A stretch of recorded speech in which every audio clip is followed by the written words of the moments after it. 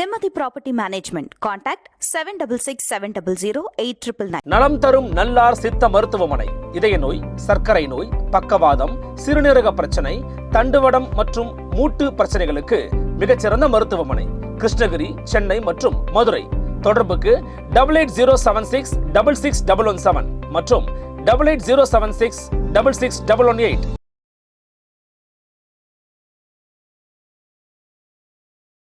தேர்தல் வருது, தேர்தலில் கட்சிகளை மதிப்பிடுறோம். அப்ப கட்சிகளை மதிப்பிடும் பொழுது நாம் தேர்தல் வாக்குறுதி என்பதை பற்றி ஓரளவுக்கு பேச தொடங்கி இருக்கிறோம். ஆனால் இன்னும் பேச தவறியது என்னன்னா, அந்த கட்சிக்கு திட்டம் இருக்கான்னு பாக்குறது தான். அபாலிஷன் ஆஃப் காஸ்ட் சிஸ்டத்துக்கு social reform movement is an integral பார்ட்ன்றாங்க. சமூக சீர்திருத்த இயக்கம் தனி, மக்கள் ஜனநாயக புரட்சி தனி என்று சொல்லல. மக்கள் ஜனநாயக புரட்சியினுடைய ஒரு அங்கமாக எது இருக்கணும்னா சமூக சீர்திருத்த இயக்கம் இருக்கணும். அந்த சமூக சீர்திருத்தம் என்ன செய்யணும்னா ஜாதி முறைமையை ஒழிக்கணும் என்கின்ற விஷயம் எங்க எழுதி வச்சிருக்கு? கட்சி திட்டத்தை எழுதி வச்சிருக்கு.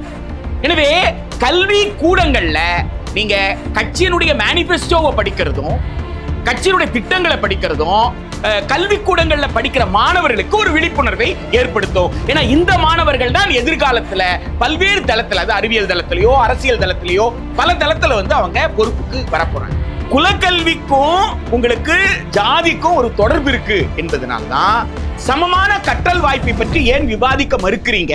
இப்ப தேசிய கல்விக் கொள்கை 2020 நிராகரிக்கிறோம்னா அது வெற்று முழக்கம் அல்ல. ஹியூமன் சொன்னா, மனிதன் சொன்னா மனிதனுக்கு கோபம் வரும். மனிதனுக்கு தன்னுடைய உணர்வுகளை வெளிப்படுத்தக்கூடிய, ஆனா ஒரு நுகர்வோருக்கு அது எதுவுமே இருக்கக்கூடாது. கிடைச்சதை வாங்கிக்கணும், திருப்தி அடையணும். இதுக்கு மேல நமக்கு விதிக்கல நினைச்சுக்கணும். ஏனென்றால் இங்கு அரசியல் கட்சிகளும் அரசியல் தலைவர்களும் ஜாதியை மனநிலையோடு இருந்தார்கள் என்பதை பல விதத்தில் நிரூபிக்கப்பட்டது. அக்கு வேறு ஆணியாக, மெட்டிகுலஸ் அக்கு வேறு ஆணியாக விவாதிக்கப்பட்டது. மண்டல் கமிஷனுடைய ரெக்கமெண்டேஷன் இம்ப்ளிமெண்ட் செய்த பிறகு, அதை அமலாக்க செய்த பிறகுதான் இது நடந்தது. அதற்கு முன் ஜாதி மிகப்பெரிய அளவில் பேசப்படவில்லை. ஜாதி எந்த அளவுக்கு பிறையோடி போயிருக்கிறது, ஜாதி எதிர்ப்பு எந்த அளவுக்கு நாம் வீக்காக இருக்கிறோம், பின்னடைந்து இருக்கிறோம் என்பதை பாப்பாரப்பட்டி, கீரிப்பட்டி, இன்னும் பல பஞ்சாயத்து எலெக்ஷன்கள் நமக்கு பாடம் கற்பித்தன. I've been reduced to a number by identity. என்னுடைய அடையாளம், நான் என்ன நிலை, இந்த சமூகத்தில் எந்த அடுக்கில் இருக்கிறேன், என்ன எண்ணிக்கையில் இருக்கிறேன்றதுல தான் நாம் சுருங்கி. பாபா சாஹேப் அம்பேத்கரும் வட்டமேசை விவாதத்தில் பேசும்போது இந்தியாவில் இந்த நம்பர்ஸ் ரொம்ப பிரச்சனைக்குரிய ஒரு பார்ப்பனருக்கு அதுக்கப்புறம் தான் வரணும். ஒரு மெத்த படித்த பார்ப்பனரால் சாதி ஊக்குவிக்கப்படும், ஒரு மெத்த படித்த தீண்டத்தகாதனால் சாதி ஒழிக்கப்படும்ன்றார். நாம எந்த நடவடிக்கை எடுத்தாலும் சாதியை ஒரு விவாத பொருளாக, எல்லாத்துலேயும் சாதியை விவாத பொருளாக்கும். நாம சாதியை பேச மறுக்கிறதுனால தான் அது இன்னமும் உயிர்ப்போட இருக்குன்னு நினைக்கிறேன். நாம பேசுறதே இல்லை சாதியை. இங்கே தலித் மக்கள்ன்றவங்க அந்த 20% தான் எனக்கான மரியாதை, அந்த ஓட்டுக்காண்டி தான் எனக்கான மரியாதை. அந்த 20% நான் இல்லைன்னா எனக்கான மரியாதை இங்கே இல்லை. இங்கே எண்ணிக்கையில் இல்லாத சாதிக்கு மரியாதையே இல்லை, விளிம்புநிலை சமூகங்களுக்கு. ஆனால் எண்ணிக்கையில் இல்லாத சில சாதிகளுக்கு மரியாதை உண்டு. அது ஒரு வேற கதை.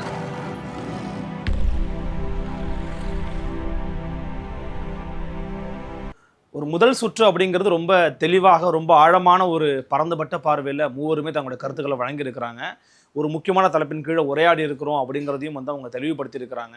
அடுத்த இரண்டாவது மற்றும் இறுதி சுற்றாக இதே தலைப்பின் கீழாக இன்னும் ஆழமான கருத்துக்களை அவர்கள் விடுபட்டால் அதை இன்னும் சொல்ல விரும்பிய, ஏன்னா மற்ற தோழர்கள் சொன்ன கருத்தில் அவங்களுக்கு உடன்பாடு இருக்கலாம், இல்லை முரண்பாடு இருக்கலாம், அல்லது இன்னும் இந்த தமிழ்நாட்டு சூழலையும் இன்னும் ஒப்பிட்டு அவங்க பேச விரும்பலாம். அதை ஒட்டியும் அவங்களுடைய கருத்துக்களை பகிர்வதற்காக மீண்டும் நான் அதே வரிசையில் அழைக்கிறேன் பிரின்ஸ் கஜேந்திர பாபு அவர்களை இரண்டாவது சுற்றின் இறுதி உரையாக. கல்வி தளத்தில் நாம் ஜாதி என்று பேசுகின்ற போது கல்வியிலிருந்து பிரித்து பார்க்க முடியாதது அப்படின்னு சொன்னால் இந்திய அரசமைப்பு சட்டம். சாதாரணமாக விவாதம் நடக்கும் பொழுது கூட கல்வி விவாதத்தில் அரசமைப்பு சட்டத்தை மேற்கோள் காட்டி பேசினா கல்வியாளர்கள் என்று பலரும் உட்கார்ந்துருக்கும் பொழுது அவங்க எல்லாருமே என்ன ஒரு மாதிரி பார்ப்பாங்க. இவர் பாருங்க, கல்வியை பற்றி பேச சொன்னால் இவர் பாட்டா அரசமைப்பு சட்டத்தை பற்றி பேசிகிட்டு இருக்காரு அப்படின்வாங்க.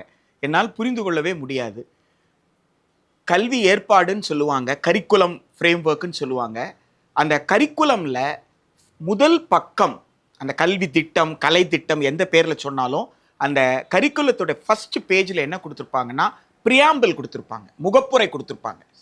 அதன் நோக்கம் என்னன்னு கேட்டால், அந்த பிரியாம்பிளில் சொல்லப்பட்ட சுதந்திரம், சமத்துவம், சகோதரத்துவம் என்கின்ற அந்த அடிப்படை கோட்பாட்டை ஒவ்வொரு பாடத்தின் வாயிலாக வகுப்பறை செயல்பாட்டுக்கு கொண்டு போகணுன்றது தான். அது கணிதமாக இருந்தாலும், அறிவியல், சமூக அறிவியல், மொழிப்பாடம் எதுவாக இருந்தாலும் அதன் மூலமாக கொண்டு போகணுன்றது தான் அதோடைய இலக்கு. ஆனால் இதையே புரிந்து கொள்ளாமல் பலரும் அரசமைப்பு சட்டம் என்பது வேறு, கல்வியை குறித்த விவாதம் என்பது வேறு என்று புரிந்து கொள்வதில் மிகப்பெரிய சிக்கல் இருக்கு. தேர்தல் வருது, தேர்தலில் கட்சிகளை மதிப்பிடுறோம். அப்போ கட்சிகளை மதிப்பிடும் பொழுது நாம் தேர்தல் வாக்குறுதி என்பதை பற்றி ஓரளவுக்கு பேச தொடங்கியிருக்கிறோம். ஆனால் இன்னும் பேச தவறியது என்னன்னா, அந்த கட்சிக்கு திட்டம் இருக்கான்னு பார்க்கறது தான். ஒரு பாடத்திட்டத்தில் மாணவர்கள் வரலாறோ சமூக அறிவியலோ எந்த பாடத்தை படிக்கக்கூடியவர்களாக இருந்தாலும் பல்வேறு அரசியல் கட்சிகளை பற்றி பொலிட்டிக்கல் பார்ட்டி அப்படின்னு நீங்க எடுத்துக்கிட்டீங்கன்னா, அந்த ஒரு அரசியல் கட்சிக்கு ஜனநாயகத்தில் மிகப்பெரிய வேலை இருக்கு. அது தேர்தல் காலத்தில் வாக்கு கேட்கறது மட்டும் அல்ல, தேர்தலில் போட்டியிடுவது மட்டுமல்ல, அரசின் கொள்கை ஒரு கட்சி ஒரு கொள்கைக்கு ஆதரவாகவோ எதிராகவோ ஒரு ஊர்வலம் நடத்துதுன்னு சொன்னா, அந்த ஊர்வலத்தில் எத்தனை பேர் பங்கேற்றார்கள் என்று வைத்துத்தான் அந்த கொள்கையை மக்கள் ஏற்கிறார்களா நிராகரிக்கிறாரா என்பதை அளக்க முடியும். அதை யார் செய்ய முடியும்? ஆர்கனைஸ்டா இருக்கிறவங்க தான் செய்ய முடியும்.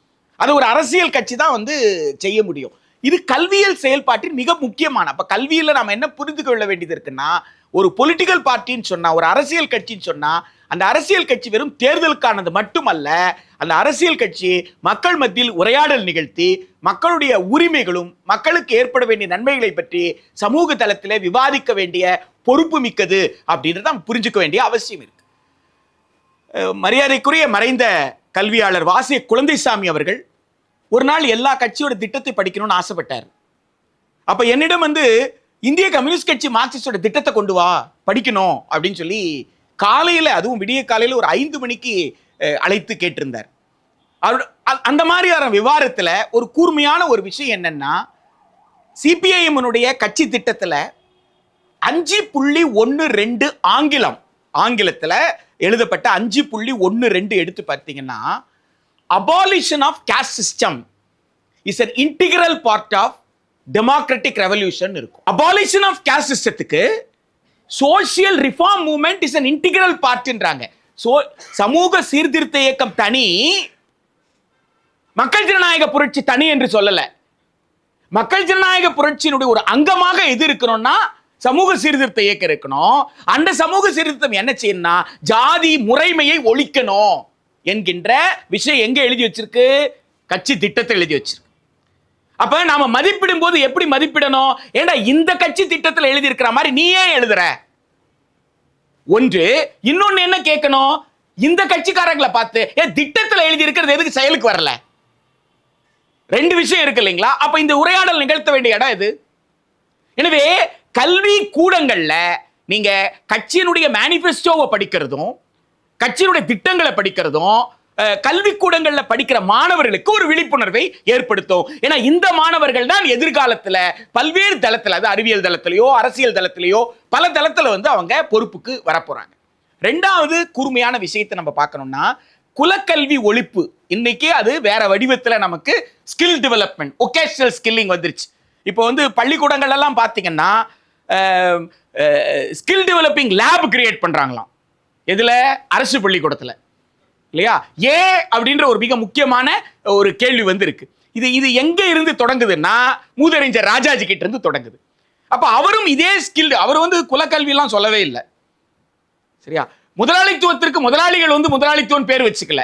கார்ல் மார்க்ஸ் தான் சொன்னாரு, இந்த சிஸ்டத்துக்கு பேர், இந்த அமைப்புக்கு பேரு முதலாளித்துவம் என்று பெயரை வைத்தது யாருன்னு கேட்டா கார்ல் மார்க்ஸ். அதே போல மூதறிஞர் ராஜாஜி கொண்டு வந்த இந்த கல்வி திட்டம் என்பது குலக்கல்வி.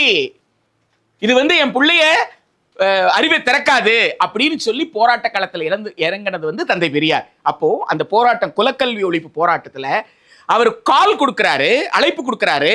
மக்கள் புறப்படுறாங்க. புறப்படும் பொழுதே இங்க மூதறிஞர் ராஜினாமா செய்கிறார்.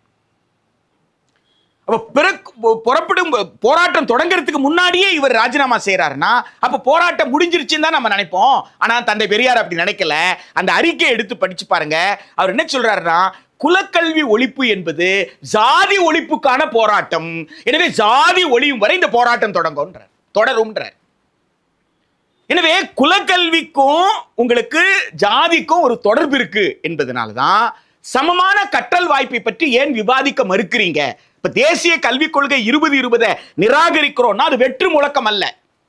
அது சமமான கற்றல் வாய்ப்பை தொடக்க கல்வியிலிருந்து உயர்கல்வி வரைக்கும் அரசு தன் பொறுப்பில் கொடுக்காதுன்னு எழுதி வச்சிருக்கு. கொடுக்காது அப்படி எழுதுனதை போய் எப்படிங்க கல்விக் கொள்கைன்னு சொல்ல முடியும்? அப்படி எழுதி வைக்க முடியுமா? எழுதி வச்சிருக்கிறாங்களே. அப்போ எழுதி வைத்ததால தான் அந்த தேசிய கல்விக் கொள்கை 2020 நிராகரிக்கிறோம்னு சொல்றோமே தவிர அதுல வெறும் மொழி பிரச்சனையோ அது ஏதோ மாநில உரிமை பறிப்பதற்கான விஷயம் என்பதனாலேயோ மட்டுமே அதை நாம பார்க்கல. அடிப்படையில் நேரத்தினுடைய அருமையை கருதி ரொம்ப கூர்மையான ஒரு விஷயத்தை மட்டும் நான் இந்த வாய்ப்புல பதிவு பண்ணிடணும் அப்படின்னு நான் நினைக்கிறேன்.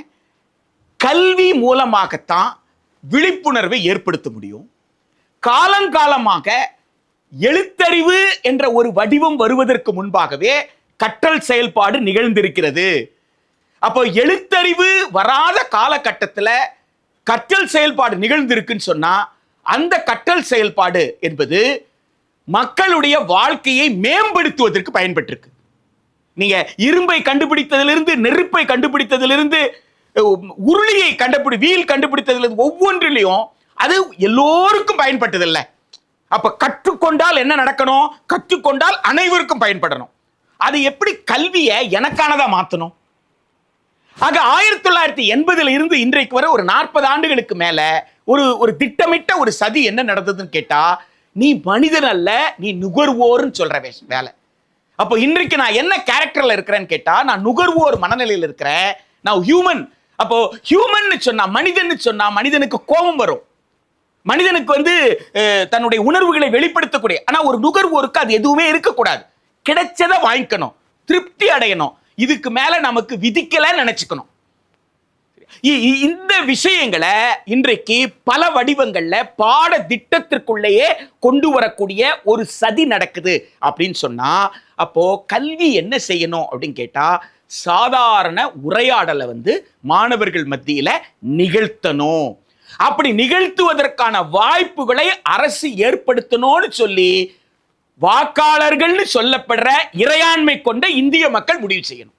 தமிழ்நாட்டில் தேர்தல் நடக்குது அப்படின்னா, இப்ப தேர்தல் நான் வெறும் வாக்காளர் கிடையாது. வாக்காளர்களே அப்படின்னு கேட்பாங்க. டேய், நான் வாக்காளர் கிடையாதுரா, நான் சாவரன், இறையாண்மை கொண்ட இந்தியன். என்னிடம் இருக்கும் இறையாண்மையை தான் நான் உனக்கு கொடுக்க போறேன். எனவே நான் என்ன விரும்புறேன்னா, ஒரு ஜாதியற்ற சமூகத்தை நான் விரும்புறேன். அப்ப ஜாதியற்ற சமூகம் விரும்புறேன்னு சொன்னா அது எங்க இருந்து வரணும்? வகுப்பறையிலிருந்து தான் வரணும். பொதுவாகவே என்ன பேசுறதுன்னு கேட்டா, ஏங்க இதெல்லாம் இங்க உட்காந்து பேசிடலாங்க, இதெல்லாம் கிராமத்துல நடக்காதுங்க அப்படின்னு சொல்லி சாதாரணமா எல்லாரும் சொல்லுவாங்க. எனக்கு தெரிந்த வரைக்கும் ஜாதி ரொம்ப அழுத்தமாகவும் இறுக்கமாகவும் உயர்கல்வி நிறுவனங்கள்ல இருக்கு. சரியா? ஜாதி ரொம்ப நெருக்கமா, ரொம்ப இறுக்கமா, அதை உடைக்க முடியாம எங்க இருக்குன்னா, எங்கெல்லாம் BA MAக்கு மேல படிச்சவங்க அதிகமா இருக்காங்களோ அங்க இருக்கு. என்னுடைய அனுபவத்துல, என் அனுபவம் தப்பா இருக்கலாம், ஆனா என் அனுபவத்துல BA MAக்கு மேல படிச்சவங்க கிட்ட தான் ஜாதி இருக்கு. யாரெல்லாம் ரீல்ஸ் போடுறானோ, சோசியல் மீடியாவை பயன்படுத்துறானோ அவங்கிட்ட மட்டும் தான் ஜாதி இருக்கு. ஜாதி எங்க இல்லைன்னு கேட்டீங்கன்னா கிராமத்துல இல்லைன்றது என் அனுபவம். அப்ப நீங்க கேட்கலாம், அப்ப கிராமத்தில் இருக்கலாம் ஜாதி மறுப்பு திருமணம் பண்ணிடுறாங்களான்ட்டு. அங்க இருக்கிறவங்க எல்லாம் தன் பொண்ணுக்கோ பையனோ கல்யாணம் பண்ணும்போது என்ன நினைக்கிறாங்கன்னா, கடவுளோடு முடிச்சு போட்டிருக்காங்க, கடவுள் படைச்சதா நினைச்சிட்டு இருக்கிறாங்க. இந்த கருத்தியல்ல அந்த மக்களை என்ன செய்ய முடியல, வென்றெடுக்க முடியல, பொது தளத்துல வென்றெடுக்க முடியல. ஆனா அந்த பிள்ளைகள் கிட்ட அந்த உரையாடல் நிகழ்த்தலாம்ல. பிள்ளைகள் கிட்ட உரையாடல் நிகழ்த்தினா சமூகத்திற்குள்ள அந்த உரையாடல் போகுமா போகாதா? இந்த இடத்திற்கு கல்வி நிலையம் பயணித்ததா பயணிக்கலையா? முயற்சி செய்து தோற்றால் அது வேற விஷயம். முயற்சியே செய்யாமல் இருப்பது என்பது இப்படி நியாயமா இருக்க முடியும்? சாதாரணமாக காலையில தேசிய உறுதிமொழின்னு ஒன்று எடுக்கிறாங்களா? குழந்தைங்க கிட்ட ஒரு சாதாரண ஒரு பழக்கம் இருக்கு. ஏதாவது ஒன்று கேட்டா மதர் ப்ராமிஸ், காட் ப்ராமிஸ் அப்படின்னு கேட்பாங்க. அப்படின்னா என்ன அர்த்தம்? பிராமிஸ், சத்தியம் என்றால் மீறக்கூடாது அப்படின்னு அதுக்கு பொருள். இப்ப அந்த குழந்தைகிட்ட என்ன சொல்லி கொடுக்கணும்? உறுதிமொழி என்றால் என்ன செய்யக்கூடாது? மீறக்கூடாது. அப்ப நீ காலையில என்ன எடுக்கிற? உறுதிமொழி எடுக்கிற. உறுதிமொழியில என்ன வரி எடுக்கிற? இந்தியர் யாரும் என் உடன் பிறந்தவர்கள். அப்ப இந்தியர் யாரும் என் உடன் பிறந்தவர் சொன்னதுக்கு அப்புறம் உடன் பிறந்தவர்ல எப்படி ஒருத்தர் பிற்படுத்தப்பட்டவர், ஒருத்தர் பட்டியலினத்தவர், இன்னொருத்தர் எப்படி சொல்ல முடியும்? இல்லையா? அப்படி சொல்ல முடியாதுல்ல. அப்படி சொன்னா என்ன அர்த்தம்? உன் சத்தியத்தை மீறன்னு அர்த்தம். அப்ப எப்படி மதர் பிராமிஸ் ரொம்ப முக்கியமோ, எப்படி கிராட் பிராமிஸ் எப்படி முக்கியமோ, அது போல நேஷனல் பிராமிஸும் ரொம்ப முக்கியம் என்ற விவாதமோ, அல்லது அறிவியல் பாடத்தை நடத்தும் பொழுது அந்த அறிவியல்ல சொல்லக்கூடிய கருத்துக்களோடு ஒட்டி இந்த அறிவியல் மூலமாக சமூக அறிவியலை நாம் பேசுறதும், அது ரெண்டும் நாம் பாடத்திட்டத்திற்குள்ள வகுப்பறை செயல்பாட்டுக்குள்ள கொண்டு வரும் பொழுது மாணவர்களால் அதை புரிந்து கொள்ள முடிகிறது. சமகாலத்தில் இந்த இடத்துல நின்று நான் பேசுறதுக்கு 72 மணி நேரத்துக்கு முன்னாடி நீங்க தமிழ்நாட்டில் எந்த மாவட்டத்தில், அந்த மாவட்டத்தின் எந்த பகுதியில ரொம்ப கூர்மையாக ஜாதிய சிக்கல் இருக்குன்னு சொல்றீங்களோ அந்த இடத்துல அந்த மாணவர்களோட பேசிட்டு வந்திருக்கேன். நான் ரொம்ப பாதுகாப்பா ஏசி ரூம்ல நின்றுலாம் பேசிட்டு வரல.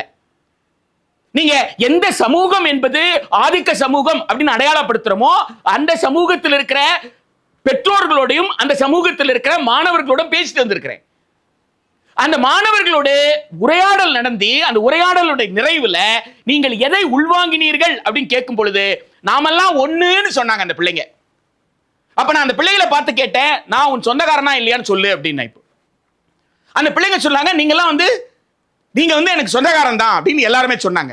டேய், சும்மா சொந்தக்காரன் சொல்லிட்டு நான் அப்படி போனதுக்கு அப்புறம் இவன் பிறப்ப என்னன்னு தெரியல, அவன் எப்படா எனக்கு சொந்தக்காரன் சொல்லிட்டீங்கன்னா நான் என்ன பண்றதுன்னு கேட்டா, அப்படிலாம் சொல்லுவோமாங்க, இவ்வளவு நேரம் படிச்சோம்ல, நீங்களும் நானும் சொந்தங்க, அப்ப நாங்கெல்லாம் சகோதரர்களான்னு கேட்டா ஆமான்னாங்க. இதுதாங்க தமிழ்நாட்டின் யதார்த்தம். இந்த யதார்த்தத்தை கெடுப்பது யாரு? கந்துவெட்டிக்காரன், போதை மருந்து விற்கிறவன், மணல் கொள்ள அடிக்கிறவன். இவனுக்கு ஜாதி கேடயமா தேவைப்படுது. அப்ப அவன் கிட்ட இருந்து சொந்த ஜாதிக்கு துரோகம் பண்றான். தன் ஜாதிக்காரன் ஒருத்த 15 வயசுல இருந்து 17 வயசுக்குள்ள ஒரு எஃப்ஐஆர் அவன் மேல போட்டுட்டா, அவன் ஜெயிலுக்கு போயிட்டு வந்துட்டான்னா அதுக்கப்புறம் காலங்காலத்துக்கு அவன் ஐஏஎஸ் ஆக முடியாது, ஐபிஎஸ் ஆக முடியாது, தனக்கு அடியாளா இருக்க முடியும். தனக்கு நம்பிக்கைக்குரிய ஒருத்தனை அடியாள் ஆகணும்ட்டு பள்ளிக்கூடத்தை ரெக்ரூட்மெண்ட் கிரவுண்டா மாத்திட்டு இருக்கிறான்.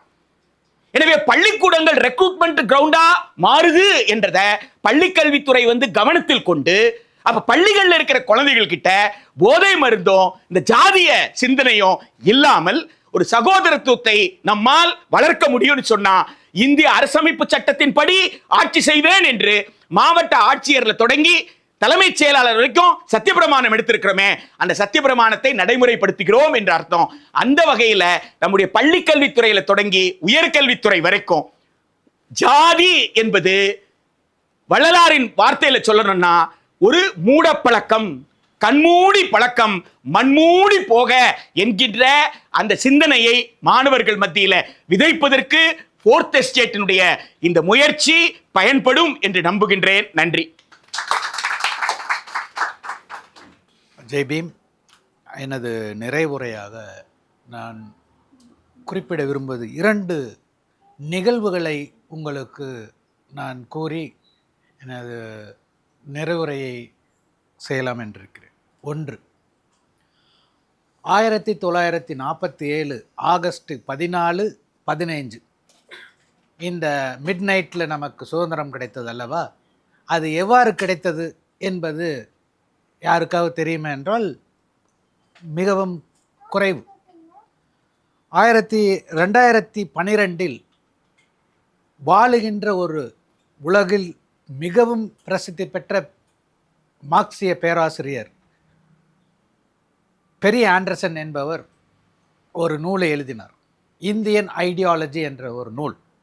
அந்த நூலினுடைய 3வது அத்தியாயம் ரீபப்ளிக் அப்படின்ற ஒரு அத்தியாயத்தில் அவர் என்ன குறிப்பிடுகிறார் என்றால், ஆகஸ்ட் 14, 15 மிட் நைட் அந்த டெல்லியில் இருக்கக்கூடிய இடத்தில் நேருவும் மற்ற அவருடைய சக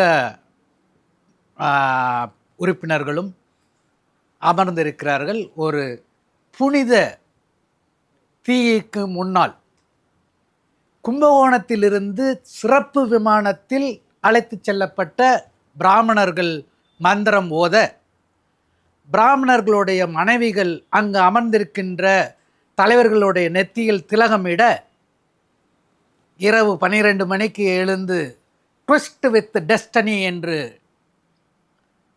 நேரு நம்மளுடைய விடுதலையை பிரகடனம் செய்கிறார். இது ஒரு நிகழ்வு. 1956 டிசம்பர் 6ஆம் தேதி பாபா சாஹேப் அம்பேத்கர் அவர்கள் இறந்து விடுகிறார் டெல்லியில். அவருடைய உடலை பாம்பேவுக்கு எடுத்து செல்ல வேண்டும். ஆனால் அந்த schedule cost schedule try federation என்ற அமைப்பிடம் அவ்வளவு காசு இல்லை. ஏன்னா அவர் போய் கேட்குறாங்க, இதை ஃப்ளைட்டில் தான் கொண்டு போகணும் அப்படின்னு கேட்குறாங்க. விமானத்தில் கொண்டு வர வேண்டும், விமானத்தில் கொண்டு போக வேண்டும் என்றால் அதற்குரிய கட்டணத்தை செலுத்தி கொண்டு செல்லுங்கள் என்று கூறுகிறார். அந்த அளவிற்கு அவர்களிடம் பணம் இல்லை. ஆனாலும் அவர்கள் கேட்டு அன்றைக்கு பாதி தொகையை கொடுத்துவிட்டு கொலம்பியா பல்கலைக்கழகத்தில் டாக்டரேட் பெற்றவர், பூன் பல்கலைக்கழகத்தில் டாக்டரேட் பெற்றவர், லண்டன் ஸ்கூல் ஆஃப் எக்கனாமிக்ஸில் எக்கனாமிக்ஸ் டாக்டரேட் பெற்றவர், இந்திய அரசியலமைப்பு சட்டத்தை எழுதியவர், இந்திய சுதந்திர நாட்டின் முதல் சட்ட அமைச்சர். அவருக்கு இந்த நாடு இறுதி மரியாதைக்காக அவருக்காக விமான சேவையை மறுத்து விட்டது. அன்றைக்கு இருந்த அளவு பாதி தொகையை கொடுத்துவிட்டு மீதி தொகைக்கு பத்திரம் எழுதி கொடுத்துவிட்டு பிறகு தருகிறேன் என்று கூறிதான் அம்பேத்கருடைய உடலை டெல்லியிலிருந்து பாம்பேவுக்கு எடுத்து தகனம் செய்கிறார்கள். அதுக்கப்புறம் அந்த கட்டணத்தை கொடுத்து விடுகிறார்கள். ரேடிக்கல் அம்பேத்கர், ஆனந்த் தெல்தும்லக் என்ற ஒரு அறிஞரும் இன்னொரு அறிஞரும் சேர்ந்து எழுதப்பட்ட ஒரு புத்தகம். அந்த புத்தகத்தில் நீங்கள் இந்த தகவலை படிக்கலாம். இதை எதற்கு சொல்கிறேன் என்றால், இந்தியா என்ற ஒரு சுதந்திர இந்தியா அல்லது மதச்சார்பற்ற இந்தியா என்பது எவ்வாறு பிறந்தது என்பதற்கு இதுதான் ஆதாரம். ஏனென்றால் இங்கு அரசியல் கட்சிகளும் அரசியல் தலைவர்களும் ஜாதியை மனநிலையோடு இருந்தார்கள் என்பதை பல விதத்தில் நிரூபிக்கப்பட்டது. அந்த ஜாதிய மனநிலையை போக்க வேண்டும் என்றால் அவர்களை முதலாக அவர்களை ஜாதி என்றால் என்ன, ஜாதி என்பது வெறும் தீண்டாமை மட்டுமல்ல. ஜாதி என்பது அன்றைக்கு இருந்த காலகட்டத்தில் இருந்த ஜோதிராவ் பூலேவாகட்டும், தந்தை பெரியார் ஆகட்டும், நமது பாபா சாஹேப் அம்பேத்கர் ஆகட்டும், அல்லது மற்ற அன்றைக்கு இருந்த சமூக சீர்திருத்தவாதிகளாகட்டும், இடஒதுக்கீடு, ஜாதி ரீதியான இடஒதுக்கீட்டை பரிந்துரைத்தார்கள். ஆனால் அந்த ஜாதி ரீதியான பரிந்துரை என்பது இந்த ஜாதியை ஒழிப்பதற்கான ஒரு முன்னெடுப்பு. ஆனால் எத்தனை அரசியல் கட்சிகள், எத்தனை அரசியல் தலைவர்கள் இந்த இடஒதுக்கீடு என்பது ஜாதிய ஒழிப்புக்கான முன்னெடுப்பு என்று கூறுகிறார்கள். அதற்காக தான் நான் முதலே குறிப்பிட்டேன். ஒரு சாதாரண பெண்மணி, அவங்களுக்கு தெரியாது அவர்களுடைய மனநிலைக்கு இந்த காரணம் என்ன. இந்த சமூகத்தை இயக்குவது எது? அரசியல். இந்த அரசியலை இயக்குவது எது? அரசியல் தலைவர்கள். இந்த அரசியல் தலைவர்களை இயக்குவது எது? அரசியல் சித்தாந்தம். இங்கு அரசியல் சித்தாந்தம் என்னவாக இருக்கிறது? ஜாதியாக இருக்கிறது. ஜாதி அரசியல் கட்சிகள் ஜாதியாக இருக்கிறது. ஜாதி ரீதியாக ஓட்டுகள் போடப்படுகின்றன, வாக்குகள் பகிர்ந்தளிக்கப்படுகின்றன, சீட்டுகள் பகிர்ந்தளிக்கப்படுகின்றன. அதை நாம் மாற்ற வேண்டும். அதை மாற்றுவதற்கு மனரீதியாக மாற்ற வேண்டும். மனரீதியாக மாற்ற வேண்டும் என்றால் கல்வியில் மாற்றம் வேண்டும். கல்வியில் மாற்றம் இருக்கிறதா? உங்களுக்கு 5 லேண்ட்மார்க் என்று சொல்வார்கள். 1990களில் நடந்த 5 முக்கிய வரலாற்று நிகழ்வுகள். இந்த முக்கிய 5 வரலாற்று நிகழ்வுகளும் ஆங்கிலத்தில் சொல்ல டெமான்ஸ்ட்ரேட்டிவ் எஃபெக்ட் என்று கூறுவார்கள். அது பின் விளைவுகள் என்று கூறலாம். முதலாவதாக பாபா சாஹேப் அம்பேத்கருடைய நூற்றாண்டு கொண்டாட்டம். பாபா சாஹேப் அம்பேத்கருடைய நூற்றாண்டு கொண்டாட்டம் ஒடுக்கப்பட்ட மக்களை, நடமாடும் பிணங்களாக இருந்த ஒரு மக்களை நடமாடும் புயல்களாக மாற்றியது அந்த கொண்டாட்டம். அப்பொழுதுதான் என்னுடைய அடையாளம் இதுதான், இது விடுதலைக்கான அடையாளம், இது ஜாதி ரீதிக்கான அடையாளம் அல்ல. தலித் என்பது ஜாதி அல்ல, தலித் என்பது ஒரு விடுதலைக்கான அடையாளம். எப்படி பிளாக் இஸ் பியூட்டிஃபுல் என்றார்களோ அதே போல தலித் இஸ் டிக்னிஃபைடு என்று கூறி வெளியே வந்தார்கள். அதற்கு முன் ஒடுங்கி இருந்தார்கள். அறையில் சொல்வதற்கு வெட்கப்பட்டிருந்தார்கள். பள்ளியில் கல்லூரிகளில் அவர்களுடைய அடையாளத்தை கூறுவதற்கு அரசினுடைய சலுகையை பெருகுவதற்கு வெட்கப்பட்டார்கள். ஆனால் அதை மாற்றியது பாபா சாஹிபினுடைய நூற்றாண்டு. அடுத்து இந்திய மதச்சார்பின்மைக்கு மிக கேள்விக்குறியாக அமைந்தது Babur மஸ்ஜித்தை இடித்தது. The credibility of secularism become questioned. Demolition of Babur மஸ்ஜித் எப்படி நடந்தது? அதற்கு பிறகு நடந்தது பல்வேறு. மூன்றாவது implementation of Mandal Commission recommendation. Implementation of Mandal Commission recommendation is one of the landmark in every sphere of life in this country. ஏனென்றால் அதற்கு முன் ஜாதி என்பது இடஒதுக்கீடு அல்லது வன்கொடுமை, தலித்துகள் மீது அல்லது பட்டியலினத்தின் மீது நடக்கக்கூடிய வன்கொடுமை பற்றி மட்டும் பேசப்பட்டது. ஆனால் அதிகார பங்கீடு, ஜாதி எந்த அளவிற்கு பவர், எந்த அளவுக்கு prestige, how caste is determined by the position and privilege and prestige என்பதை அக்கு வேறு ஆணையாக மெட்டிகுலஸ் அக்கு வேறு ஆணையாக விவாதிக்கப்பட்டது. மண்டல் கமிஷனுடைய ரெக்கமெண்டேஷன் இம்ப்ளிமெண்ட் செய்த பிறகு, அதை அமலாக்க செய்த பிறகுதான் இது நடந்தது. அதற்கு முன் ஜாதி மிகப்பெரிய அளவில் பேசப்படவில்லை. மண்டல் கமிஷனுக்கு பிறகுதான் பேசப்பட்டது. அடுத்ததாக 73, 74 இந்திய அரசியலமைப்பு சட்டத்தினுடைய வரைவு, 74th and 73rd amendment, local self government, grass root democracy என்று சொல்வார்கள். அது அமலாக்கம் செய்யப்பட்ட போதுதான் பல்வேறு மாநிலங்களில், இன்க்ளூடிங் தமிழ்நாட்டில் நாம் என்னென்னமோ கிளைம் பண்ணோம், சமூக நீதி, அந்த மண் இந்த மண் என்று. ஆனால் இந்த 73, 74 சட்டம் அமலாக்கப்பட்ட போதுதான் நம்மளுடைய உண்மையாக முகம் உலகுக்கு தெரிய வந்தது. ஜாதி எந்த அளவுக்கு பிறையோடி போயிருக்கிறது, ஜாதி எதிர்ப்பு எந்த அளவுக்கு நாம் வீக்காக இருக்கிறோம், பின்னடைந்து இருக்கிறோம் என்பதை பாப்பாரப்பட்டி, கீரிப்பட்டி, இன்னும் பல பஞ்சாயத்து எலெக்ஷன்கள் நமக்கு பாடம் கற்பித்தன. இன்னும் நாம் அதை முழுமையாக பாடம் கற்றுக்கொள்ளவில்லை. அதற்கு பிறகு மிக கொடூரமான ஒன்று என்னவென்றால் டீரெகுலரைசேஷன் ஆஃப் இந்தியன் எக்கனாமிக் சிஸ்டம். எல்லாரும் அது பொருளாதார சீர்திருத்தம் என்பார்கள். நான் அது ஒருபோதும் அதை பொருளாதார சீர்திருத்தம் என்று கூற மாட்டேன். இந்திய பொருளாதார அமைப்பை முழுமையாக சுதந்திரமாக்கப்பட்டது டீரெகுலரைசேஷன், கட்டுப்பாடு அல்லாத உருவாக்கப்பட்டது. எந்த விதமான தங்கு தடையுமின்றி இந்திய பொருளாதாரத்தை திறந்து விட்டது. பாபா சாஹேப் அம்பேத்கர் கூறுகிறார், இந்திய வளர வேண்டும் என்றால் மிக்ஸ்ட் எக்கானமி, தனியார் அண்ட் பொதுத்துறை இரண்டும் வேண்டும். எது தனியார் மயமாக்க வேண்டும், எது பொதுத்துறையாக இருக்க வேண்டும், இரண்டையும் கண்காணிக்க வேண்டும். Regularise, there should not be a deregularisation of economy அப்படிங்கிறது. ஆனால் நடந்தது என்ன, எதற்காக நடந்தது? மண்டல் கமிஷனுடைய effect deregularisation of Indian economy.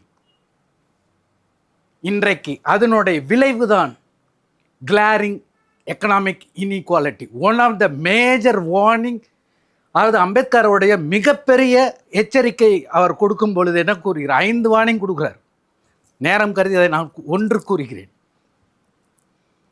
எந்த ஒரு நாட்டில் வெளிப்படையாக அப்பட்டமான பொருளாதார ஏற்றத்தாழ்வு இருக்கிறதோ அந்த நாட்டில் ஜனநாயகம் திளைக்காது, அந்த நாட்டில் ஜனநாயகம் விருப்படாது.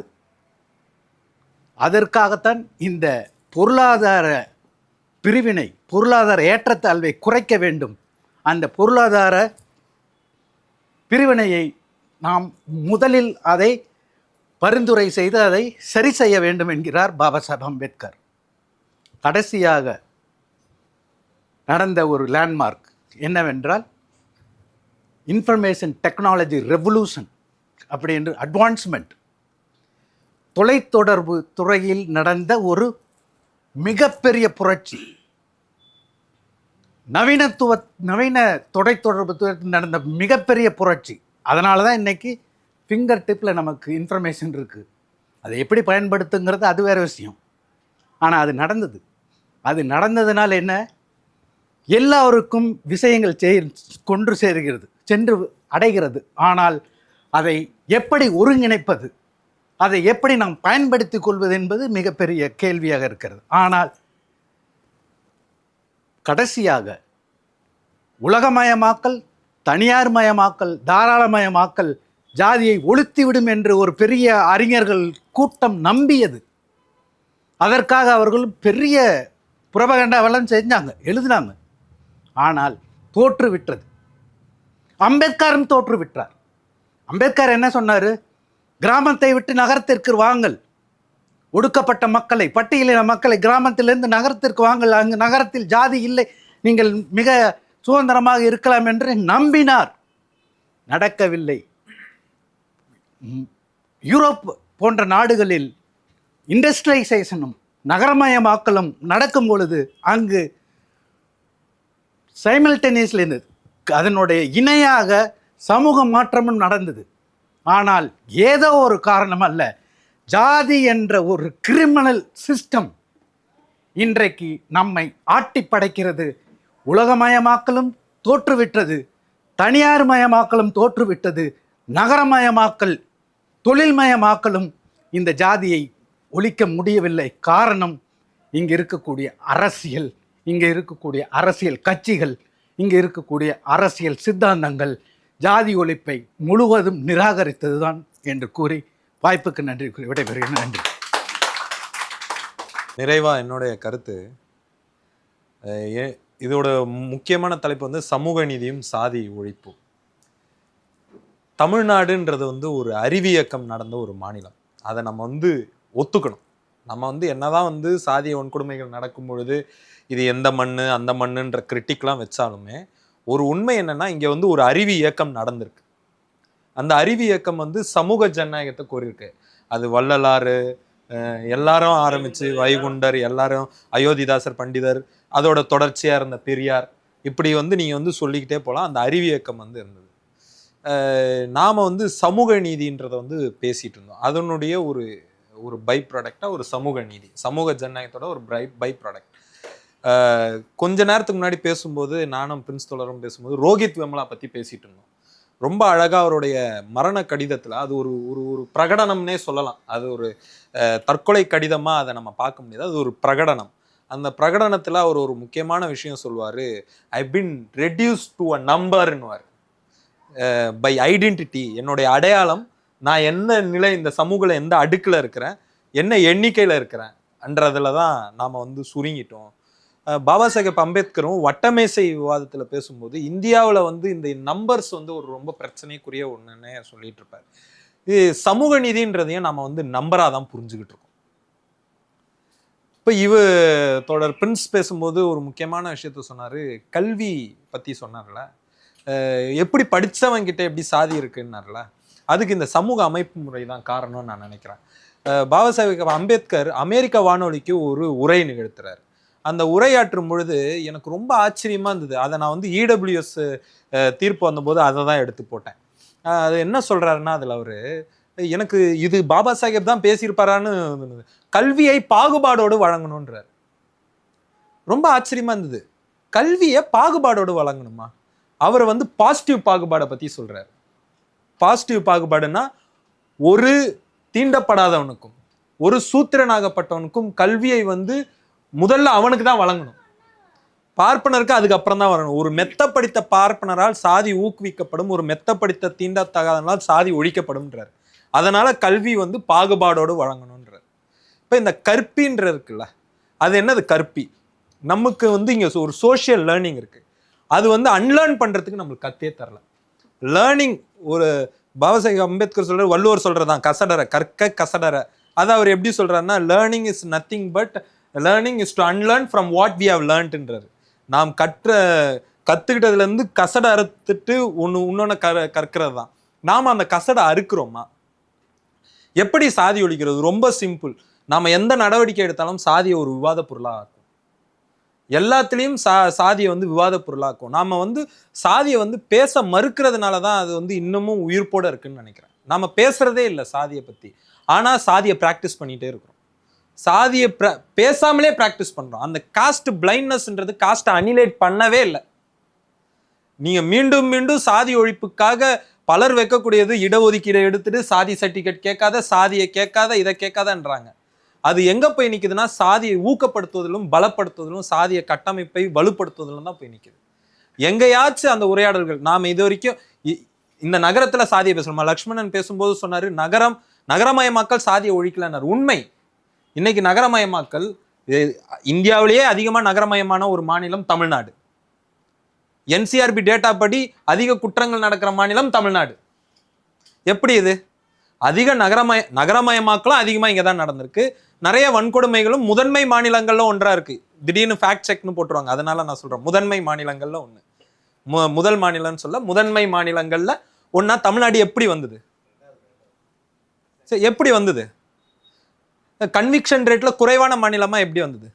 இங்க சமூக நீதி என்பதில் சமூக நீதி பேசுறவங்களே நம்ம சாதியை ஒழிச்சிட்டோன்ற இருமாப்புல இருக்கிறாங்க. அப்படி இல்லை. வலதுசாரி அரசியல் எதிர்ப்பதிலேயே ஒரு இருமாப்பு இருக்கு. வலதுசாரி அரசியல் எதிர்ப்பதுன்னா என்ன? எதை எதிர்ப்பது? சாதியை விவாதத்துக்கு உள்ளாக்கி எதிர்ப்பதா, சாதியை விவாத பொருள் இருந்து தூக்கி எடுத்து போட்டுட்டு எதிர்ப்பதா? வெறும் அத்தாரிட்டியை போய் கைப்பற்றுவதா, அதிகாரத்தை கைப்பற்றுவதா பாசிச எதிர்ப்புன்றது? இல்லை அதிகாரத்தை பரவலாக்குவதா? இந்த கேள்விக்கு நம்ம கிட்ட பதில் இருக்கா? நமக்கு வந்து இங்க வந்து நம்ம எல்லாத்தையும் சமூக விடுதலை அடைஞ்சிட்டோம்னு ஒரு பெரிய இருமாப்பு இருக்கு தமிழ்நாட்டில், குறிப்பா முற்போக்காளர்கள் மத்தியில. நம்ம வந்து சமூக விடுதலை அடைஞ்சிட்டோம், இங்க வந்து எல்லாம் மாறிடுச்சு. அது ஒரு பெரிய கேடு. அது அதனாலே நம்ம பல விஷயத்த பார்க்க மறுக்கிறோம். நம்ம வடநாட்டு போல இல்லைன்னு சொல்றோம். ஆனா நம்ம வந்து மேம்பட்டு இருக்கிறோமா? சரி, வடநாட்டு போல இல்லை, ரைட், நாம மேம்பட்டு இருக்கிறோமா? நம்ம ஒரு சொசைட்டியா பார்க்கும்போது நாம வந்து சாதியை வந்து கடந்து வந்திருக்கிறோமா? இல்லை. அப்ப சாதியை நாம் ஏன் உரையாட மறுக்கிறோம்? ஏதோ ஒரு வகையில் அதை நம்ம குற்றம் சாட்டுறதா நம்ம நினைக்கிறோம். அப்படிதான் நான் நினைக்கிறேன். ரோஹித் விமலா சொன்னது அந்த டு அ நம்பர். நான் வந்து I been reduce to a number. நான் ஒரு எண்ணிக்கை தான். இங்க தலித் மக்கள்ன்றவங்க அந்த 20% தான் எனக்கான மரியாதை. அந்த ஓட்டுக்காண்டி தான் எனக்கு வேணும் மரியாதை. அந்த 20% நான் இல்லைன்னா எனக்கான மரியாதை இங்க இல்லை. இங்க எண்ணிக்கையில் இல்லாத சாதிக்கு மரியாதையே இல்லை, விளிம்புநிலை சமூகங்களுக்கு. ஆனா எண்ணிக்கையில் இல்லாத சில சாதிகளுக்கு மரியாதை உண்டு. அது ஒரு வேற கதை. அப்ப இந்த எண்களாக மாற்றப்பட்டு இந்த சமூக நீதின்றதையே நம்ம எண்களா தான் புரிஞ்சுக்கிட்டோம். ஒரு சமூகமா நாம் ஒரு பொறுப்புக்குள்ள நம்மள ஒரு அக்கௌண்டபிலிட்டிக்குள்ள நம்ம கொண்டு வரல. எல்லாத்துக்கும் அரசியல் ரீதியான பதிலை தான் நாம் தேடிக்கிட்டே இருக்கோம். அது ஒரு பெரிய கேடுன்னு நான் பார்க்குறேன். சாதி ஒழிப்பு பயணத்தில் இந்த march of social justice, equality, நாம் வந்து அந்த பயணத்தில், சமத்துவத்துக்கான பயணத்தில் நம்ம எல்லா பிரச்சனைகளுக்கும் அரசியல் ரீதியான பதில்களை தான் கொடுத்துட்ருக்குறோம். இதே ரோஹித் விமலா கிட்ட மறுபடியும் போகிறேன். அவர் சொல்கிறாரு சோஷியலைசிங் த மூமெண்ட். ஒரு பிரச்சனை வருது, ஒன்றா நின்று போராடுறோம், சேர்றோமா? அந்தந்த பிரச்சனை வருது, அந்தந்த பிரச்சனையில நீளமும் சிவப்பும் கருப்பும் சேர்ந்து நிக்கிறாங்க, ரைட். அதுக்கப்புறம் எப்படி அவன் கேரேஜ்ல இருந்து வெளில வந்துட்ட பிறகு அவன் ஊர் தெருக்கு போறானோ, இந்த தொழிலாளி சேரிக்கு போறானோ, அதே மாதிரி சமூக இயக்கங்களும் பொலிட்டிசைஸ் ஆகிறத பத்தி தான் நம்ம அதிகமா பேசுறோம். சோசியலைஸ் எப்ப ஆக போறோம்? என்னைக்கு இந்த இயக்கங்கள் உண்மையான இணைப்பு என்னைக்கு நடக்க போகுது? வெறுமன அம்பேத்கரியத்தை ஏற்றுக்கொள்வது என்பது வெறும் படத்தை எடுத்துட்டு போய் மாற்றுறது இல்லை. சமூக ஜனநாயகத்தை பத்தி நாம் பேசுவதில்லை. அரசியல் ஜனநாயக ரீதியான உரையாடல்கள் தான் நடக்குது. இங்க பேசும்போது கூட அரசியல்னாங்க, ரைட். அது ஒரு சூப்பர் ஸ்ட்ரக்சர். அதை வந்து இயக்குற இன்ஃப்ராஸ்ட்ரக்சர் இது சாதி தான். நாம் மீண்டும் இன்னொருத்தரை பிளேம் பண்றதுல தான் நாம் இருக்கிறோம். நாம் என்ற அந்த பொறுப்புணர்வுக்கு நாம் எப்போது வரப்போகிறோம்? அந்த பொறுப்புணர்வுக்குள் நாம் வர மறுக்கிறோம். நம்ம எல்லாத்துக்கும் அரசியல் ரீதியான பதில்களுக்குள்ள தான் போறோம். மீண்டும் சொல்றேன், ஏதோ ஒரு வகையில் நாம் வந்து பல விஷயங்களில் உரையாட மறுப்பதும், உரையாட விரும்பாமல் இருப்பதும், இல்ல இது உரையாடாம இருந்துட்டாலே அப்படியே போய்டும்னு நினைக்கிறதும் அது தவறு. இதை மீண்டும் மீண்டும் விவாதத்துக்கு உள்ளாக்கணும். நம்ம எங்க போனாலும் சாதியை ஒரு விவாத பொருளா மாத்தணும். சாதிய கட்டமைப்பு ஒரு விவாத பொருளா மாத்தணும். இந்த சமூக அமைப்பு முறை வெறுமன முதலாளித்துவம் மட்டும் இல்ல, முதலாளித்துவ சமூகம் மட்டும் இல்ல, இது படிநிலைப்படுத்தப்பட்ட சாதிய சமூக அமைப்புன்ற ஒரு புரிதல் அந்த நம்மளுடைய எல்லா உரையாடல்கள்லையும் இருந்தால் சாதி ஒழிந்துவிடும். நன்றி, வணக்கம். ரொம்ப ஒரு மிக மன நிறைவான, அதே சமயம் கருத்தியல் ரீதியாகவும் நிறைவான கருத்துக்களை 3 சிறப்பு விருந்தினர்களுமே வழங்கினாங்க. நாங்கள் ரொம்ப குறுகிய நேரத்தில் தான் திட்டமிட்டோம். நேரம் கேட்ட உடனே, காலம் கேட்ட உடனே கட்டாயமாக வரோம் அப்படின்னு சொல்லி மூவரும் ஒத்துழைப்பு கொடுத்து இவ்வளோ தூரம் நம்மளோட பகிர்ந்தமைக்கு மீண்டும் அவர்கள் மூவருக்குமாக ஒரு சின்ன ஒரு கரவொலி நம்ம எழுப்பிடலாம். ரொம்ப நன்றி, 3 பேருக்குமே ரொம்ப நன்றி. தொடர்ச்சியாக 4th ஸ்டேட் தேர்தல் நெருங்கக்கூடிய, இப்போ நம்ம தேர்தல் தேதி கூட அறிவிச்சிருக்கிறாங்க. இந்த ஃபார் த ஸ்டேட் அப்படிங்கிற தலைப்பின் கீழே தொடர்ச்சியாக இதே போன்ற பல கருத்தியல் ரீதியிலான கலந்துரையாடல் தொடர்ச்சியாக நடத்துவோம் அப்படிங்கிற ஒரு அறிவிப்பையும் செய்ய விரும்புகிறோம். இந்த நிகழ்ச்சியை எங்களோட இணைந்து வழங்கிய நிம்மதி ப்ராப்பர்ட்டிஸ் மேனேஜ்மெண்ட் மற்றும் நல்லார் சித்த மருத்துவமனை, இந்த இடத்தை எமக்காக வழங்கிய சிந்தனை விருந்தகத்தினுடைய உரிமையாளர் சரவணன் தங்கப்பா ஆகியோருக்கும் எங்களுடைய நெஞ்சார்ந்த நன்றிகளை தெரிவித்துக் கொள்கிறோம். அடுத்த சந்திக்கலாம். மிக்க நன்றி.